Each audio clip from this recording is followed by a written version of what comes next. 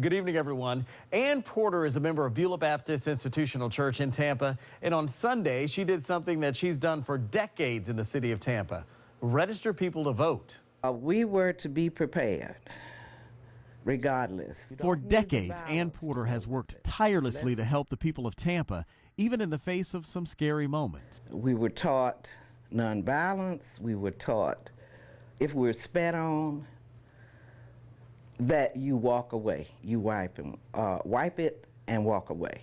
During the part of the civil rights movement known as Freedom Summer in 1964, where hundreds and hundreds of students traveled to Mississippi to register people to vote, the numbers appeared to be insufficient, and what we were to do is get out on the various corners. She, along with many others here in Tampa, was given the very task of doing the same thing here.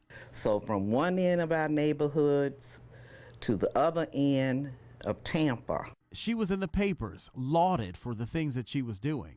But the death and terror of her comrades in Mississippi was not lost on her. It taught us, even on some of the sad days that we knew about the students and the volunteers and what had occurred with CORE, we were still charged with what we had to do. And still, years later, generations later, she is fighting for the franchise. Seeing the world now and seeing the world then, it's not easy. Sometimes when I look at it and think about it, I hurt because I saw the suffering that went on. And seeing the suffering that went on, I ask, my God, why am I still here to see it? And I live with that.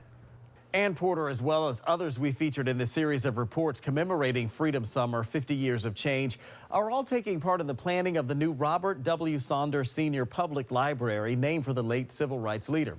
It will be a clearinghouse of sorts for African-American history.